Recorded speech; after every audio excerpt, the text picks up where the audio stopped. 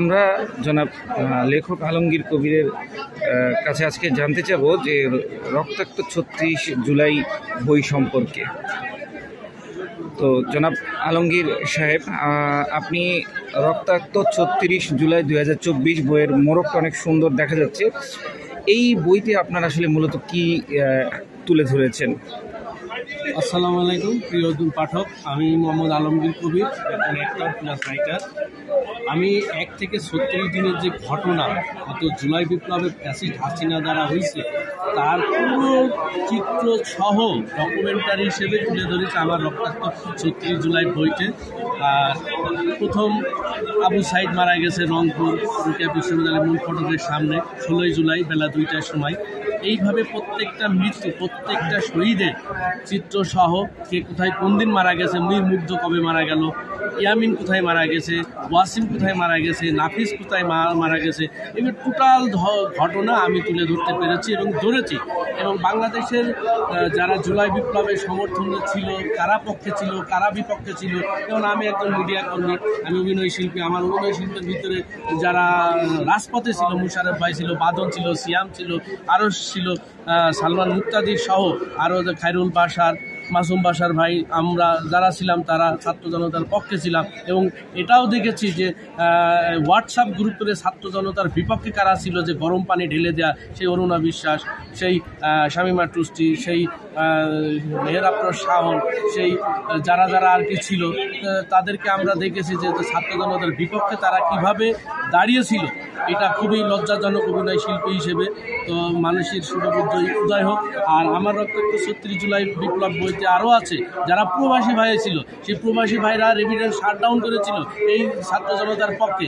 এবং যারা ছিল আমাদের সাংবাদিক ভাইয়েরা, যেরকম পিনাকি ভট্টাচার্য, সাংবাদিক ইলিয়াস, মাহমুদুর রহমান স্যার, কনক সারওয়াল, জুলকারনাইন সাহেব, জেকব মিল্টন, তাজ হাসনি, তারপরে মেজর দেলোয়ার, কর্নেল শহীদ, এরকম যারা সাংবাদিক ছাত্র জনতার পক্ষে ছিল তাদের মূল এভিডেন্স, তাদের সত্য কাহিনী অবলম্বনে যেগুলি আমরা তথ্য পেয়েছি সেই তথ্য আমি রক্তাক্ত ৩৬ জুলাইতে দিয়ে রেখেছি। এবং ১ থেকে ৩৬ দিনের যে ঘটনা সেটা আমি তুলে ধরতে পেরেছি। ইভেন ২০০৯ থেকে ২০২৪ সাল পর্যন্ত ফ্যাসিস্ট হাসিনার যে শাসনামল, সেই শাসনামল আমি তুলে ধরেছি।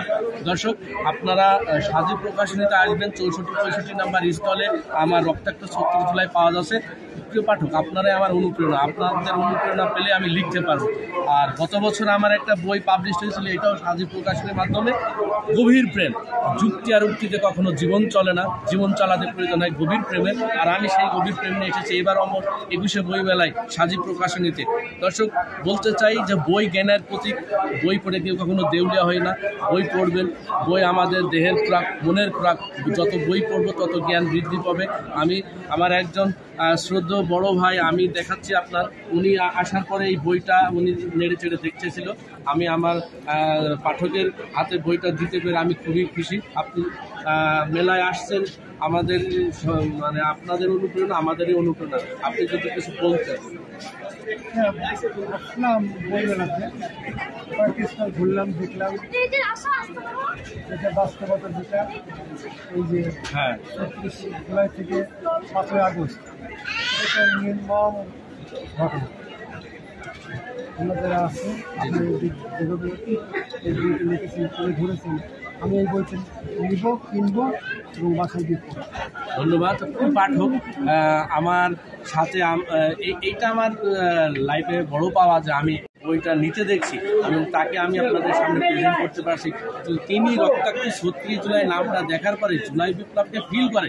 যারা জুলাই বিপ্লবকে মূল্যায়ন করতে জানে না তারা বাংলাদেশে দেশপ্রেমিক হইতে পারে না। আমার মনে হয় আমি একজন লেখক হিসেবে ভেরি প্রাউড যে আমার পাঠক আমার বইটা নিয়ে আমারই সামনে প্রশংসা করছে। এটা আমার কাছে খুবই ভালো লাগছে। দর্শক, ধন্যবাদ।